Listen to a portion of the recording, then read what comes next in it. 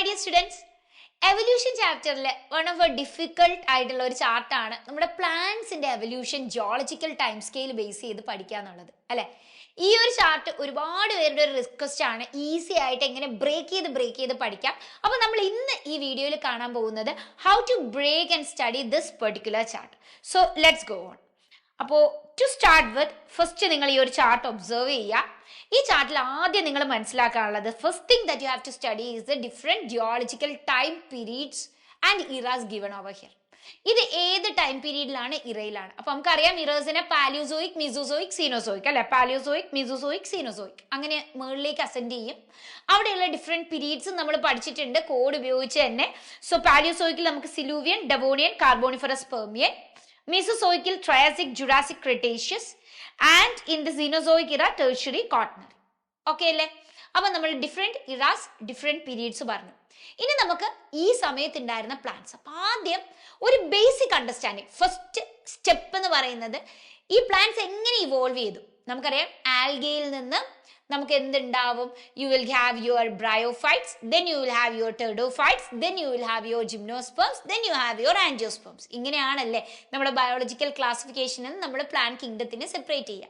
അപ്പൊ ആൽഗയിൽ നിന്ന് bryophytes, ടെർഡോഫൈറ്റ്സ്, gymnosperms, angiosperms.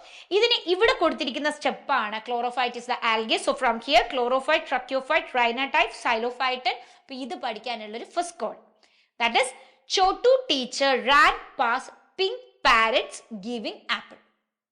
Chottu എന്ന് പറഞ്ഞാൽ ക്ലോറോഫൈറ്റ്, ടീച്ചർ എന്ന് പറഞ്ഞാൽ ട്രക്യോഫൈറ്റ്, റാൻ എന്ന് പറഞ്ഞാൽ റൈനോടൈറ്റ് പ്ലാന്റ്സ്, ദെൻ പാസ്റ്റ് എന്ന് പറയുമ്പോൾ സിലോഫൈറ്റൻ, ദെൻ പിങ്ക് എന്ന് പറയുമ്പോൾ you have pteridophytes, pink parrots that is pteridophytes, then giving gymnosperms and then you go to angiosperms.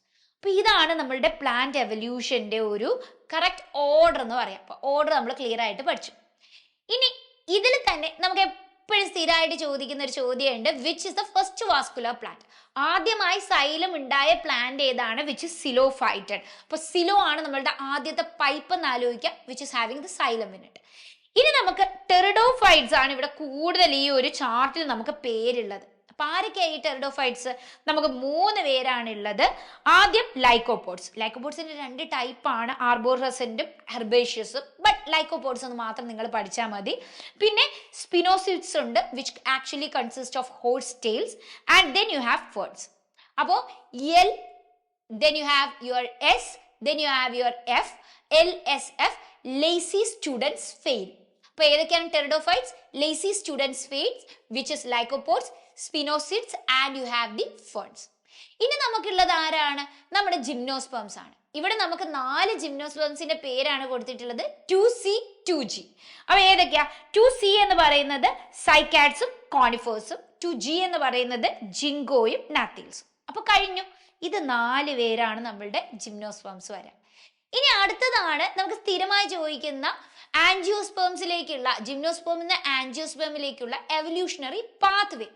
Pathway വളരെ സിമ്പിൾ ആണ്. You have pro gymnosperms, you have seed fern, you have angiosperm.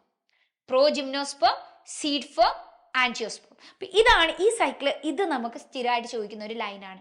ഇതിൽ തന്നെ ആൻജിയോസ്പേംസിൽ ആദ്യം ഉണ്ടായത് ഡൈക്കോഡ്സ് ആണ്, പിന്നെയാണ് നമുക്ക് മോണോകോഡ്സ് ഉണ്ടായത്. ഓക്കെ അല്ലേ? ഇനി ഫൈനലായി ഇവിടുന്ന് വരുന്ന മറ്റൊരു ക്വസ്റ്റ്യൻ. അപ്പൊ എങ്ങനെയാണ് റൂട്ട് മാപ്പ് പഠിക്കുന്നതെന്ന് പഠിച്ചു. ഇനി ഓരോ ഇറാസിൽ ഉണ്ടായിരുന്ന ഏറ്റവും പ്രോമിനന്റ് ആയിട്ടുള്ള പ്ലാന്റ്സ് ഏതാണെന്ന് നമുക്ക് ചോദിക്കും. അപ്പൊ നമുക്ക് 3 ഇറകളാണ് ഇവിടെ ഉള്ളത്. ഏതൊക്കെയാണ് മക്കളെ? Palaeozoic, Mesozoic, Cenozoic. പാലിയോസോയിക്കിൽ നമുക്ക് P4P ദാറ്റ് ഇസ് ടെറിഡോഫൈറ്റ്സ് ആയിരുന്നു കൂടുതൽ. മീസോസോയിക്കിൽ നമുക്ക് ജിംനോസ്പേംസ് ആയിരുന്നു ഏറ്റവും കൂടുതൽ ഉണ്ടായിരുന്നത്. ആൻഡ് സീനോസോയിക് നമ്മളുടെ ഈ ഒരു ഇറയിൽ we have mostly angiosperms. So these are the questions that you only get from this chart. അപ്പോൾ ഈ ചാർട്ടിലെ പടം നോക്കി പഠിക്കുന്നേക്കാൾ സിമ്പിൾ ആണ് ഇതിനെ ഇങ്ങനെ പല രീതിയിൽ ബ്രേക്ക് ചെയ്ത് പഠിക്കാൻ. ഇതുപോലെ തന്നെ നമുക്ക് ഇനി ആനിമൽ എവല്യൂഷൻ മറ്റൊരു വീഡിയോയിൽ പഠിക്കാം. So see you there. Bye.